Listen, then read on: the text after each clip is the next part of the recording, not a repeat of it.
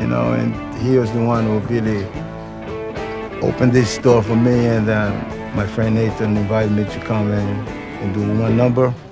And from that one number, we turned it to be a family, and I'm here today. And he did so well on that one number that can't do anything else without him.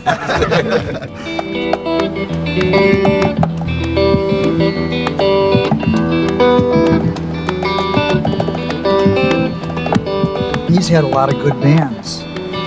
You know, he's been playing in good bands since he started, you know, so I'm just happy. I'm happy to be in one of them, you know. This is probably one of the best bands he's ever had. The band says they're the best band. Well, that's yeah. No comment. No, I think it's different, and they're all different. I mean, I've had some wonderful experiences with musicians. I wouldn't care to be that judgmental about it. I mean, it feels like that, but then, you know. I think you are the band. Oh, I'm the band. No. I'm just a tiny cog in the wheel.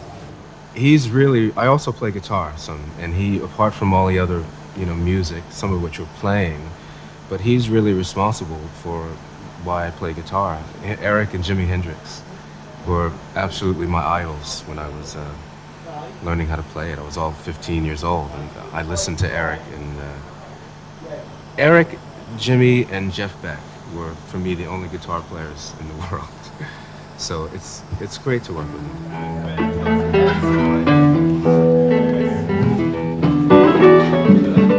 It's like another part of my being, really. I think I've spent some time in the last few years learning to live without it. I mean, I know some musicians and who have to work very, very hard to leave their instruments behind, you know. But I can go for months without playing the guitar now, and it's actually better for me to do that, because when I come back to it, it has a freshness, and it becomes more alive. You know, sometimes I need a break from being a guitar player, just for my own being, you know, because otherwise that's how I don't really want to be just identified, even in my own mind, as Eric the guitar player, you know. In other languages, guitar is she in French. Oh yeah, it's kind of like that too. Yeah. It's a very serious relationship. I mean, I take it very seriously. It's a commitment, you know. Right, yeah. I didn't even a hint of it. I'm finished. But it really is a tool. I mean, the music is inside me, you know.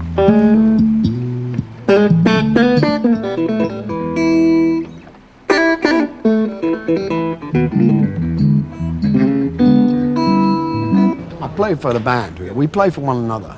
I mean, there's a tricky thing with the audience is that I don't try to read their mind. I don't particularly know what they want. I assume that they'll like what we give them.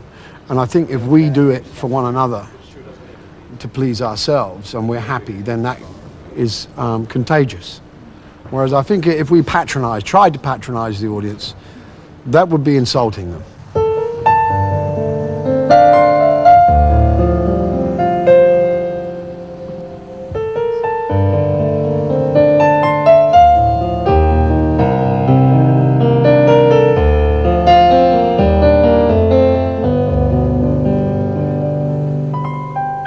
Playing an instrument and improvising, when it really works, it's like you're singing through the instrument, you know, just like a singer with his or her voice. And you really just relax and get in touch with how you feel right at the moment. Just let it out. Like Eric does that a lot. If you see him when he takes a solo, it's like he's oblivious. There's just like that moment and nothing else. And he's so like lost in that moment and just like connected, you know. That's really when it's nice.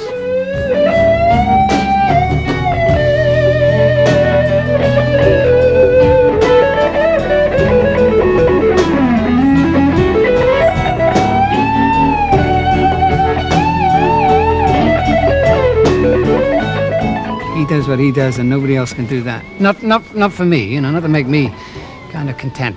It's the right choice of notes. It's kind of there's a complete focus, and he can raise the game. You know, we can go further than any people have gone before. You know, we can get exciting, and with this band, it just goes up and up. You know, you want to take it 2 times round, 3 times, 4 times. And each time it'll go somewhere else. And that's kind of special. You know, not many people can do that. I don't wanna be lonely tonight. Please don't let me. My head's like a jukebox, you know, there's millions of influences. What do you do if you don't play?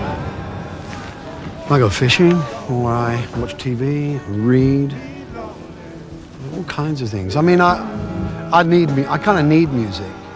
I think it's the most important sensory experience I have.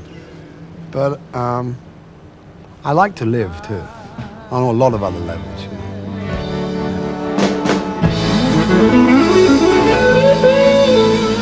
Okay, see you on Monday.